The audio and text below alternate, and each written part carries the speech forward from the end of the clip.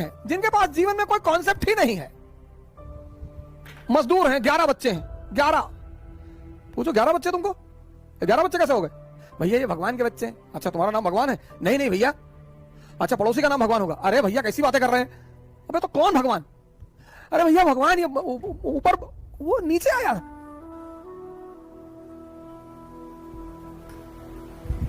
दुनिया में हर वो आदमी मजदूर है जिसके अपने जीवन के कॉन्सेप्ट स्पष्ट नहीं है। सिंपल सिद्धांत है। दुनिया में हर वो आदमी महान है जिसके अपने जीवन के कॉन्सेप्ट क्लियर है। ये करना है मतलब करना है। क्योंकि आप बाहर निकलोगे, जितने लोगों से बात करोगे उतना कंफ्यूज होते चले जाओगे। हम पढ़ा सकते हैं तो इस दुनिया में कोई आदमी कुछ भी कर सकता है।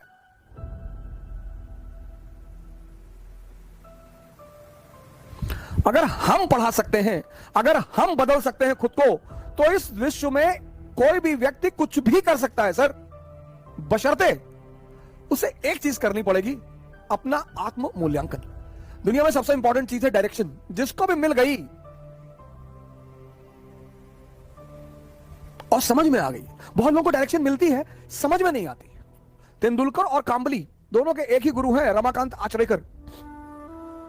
मानिए श्री रमाकांत आचरेकर अब तो हमारे बीच है नहीं वो, लेकिन एक आदमी क्रिकेट का खुदा बन गया, भगवान, और दूसरा आदमी तमाम योग्यता होने के बावजूद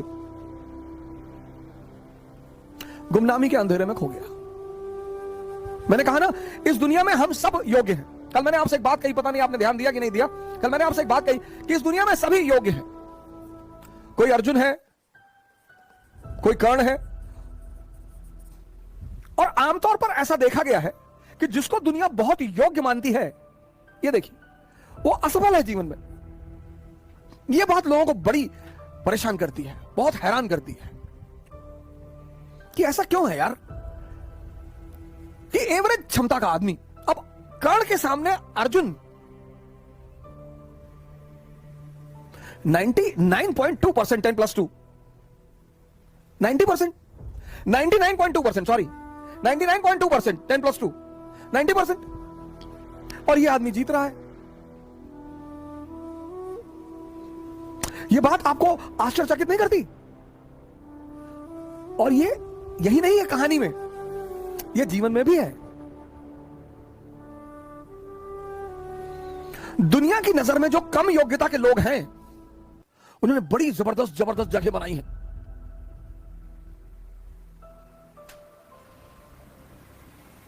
दुनिया में जो कम योग्यता के लोग हैं,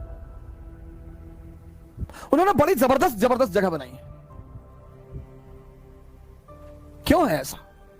क्योंकि जो भी संदेह के सहारे चलेगा, संदेह, जिसको भी अपने कामों पे डाउट है, इसका सारथी कौन है? संदेह, मन, शल्य।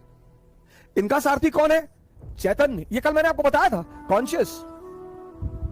पर जीवन में ये देखो कि तुम्हारा सारथी कौन है। और जीवन 100% रिस्क है। यहां मौत को छोड़कर कुछ भी कंफर्म नहीं है। और 98% लोग इस दुनिया में, 98% लोग इस दुनिया में हर चीज का कंफर्मेशन चाहते हैं। बस ये परेशान है, यही परेशान है। 2% रिस्क लेते हैं,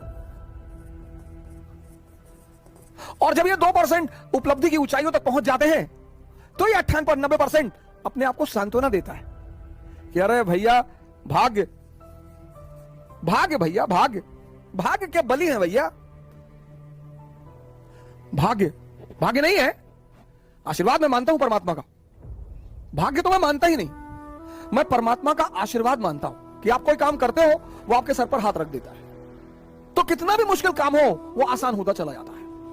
और आपको ऐसे कई सारे लड़के मैंने अपने टीचिंग के दौरान देखे, जो आए और आते उन्होंने कहा कि सर हमें आईएएस नहीं बनना, पापा जबरदस्ती भेज दिया, हम पढ़ने आए। हम नाम नहीं लेंगे, एक यूपी कैडर के आईएएस है, मैं उनका नाम नहीं लूंगा, हमारे मित्र हैं। उन्होंने हमसे यही कहा था, सर पापा जबरदस्ती भेज दिया, हम हाईकोर्ट में प्रैक्टिस करना चाहते थे और जब हमारा पढ़ने वढ़ने मन नहीं लगता है। हमने कहा बहुत जबरदस्त यार, बहुत बढ़िया, शाबाश, वेरी गुड। इतनी ईमानदारी है, इतनी ईमानदारी तो है कि तुम मानते हो कि मेरा पढ़ने में मन नहीं लगता। फिर एक बैग वो बंदा गायब हो गया। और हुआ क्या, अच्छा ग्रुप मिल गया, अच्छे लड़के मिल गए, अच्छे सीनियर मिल गए, और पढ़ने में मजा आने लगा, मजा आने लगा, बंदा वो काम करने लगा।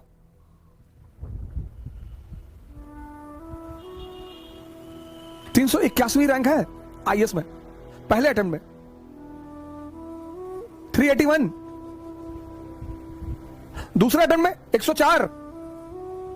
मतलब पहला अटेम्प्ट में, ये नहीं कि पहला एक अटेम्प्ट में हुआ ही नहीं, दूसरे अटेम्प्ट में 381, 104। यह है परमात्मा का आशीर्वाद। मेहनत उसने किया है, लेकिन माहौल किसने दिया, संगत किसने दी? मैं कर्म के सिद्धांत पर प्रभु के आशीर्वाद को मानता हूं। भाग्य जैसी कोई चीज होती ही नहीं। भाग्य सिर्फ एक बहाना है, ये 98% लोगों को अपने आप को डिफेंड करने का, ऐसा मैं मानता हूं। हो सकता है मैं गलत हूं, मैं इस बात से इनकार नहीं कर सकता, लेकिन हम जैसे लोगों को भाग्य नहीं मानना चाहिए। मिडिल क्लास के लोगों को कभी भाग्य नहीं मानना चाहिए, कभी नहीं, मानना ही नहीं चाहिए। अगर होता भी है तो भी नहीं मानना चाहिए, क्योंकि हमारे पास खोने को कुछ है ही नहीं।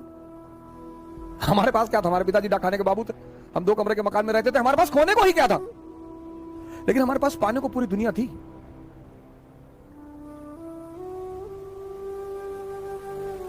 सारे फ्रंट पे लड़ रहे हैं, ये देखो, यहां तलवार चला रहे हैं, यहां तलवार चला रहे हैं, यहां तलवार, यहां तलवार, यहां हर तरफ। जिंदगी में एक फ्रंट चुनो, उसी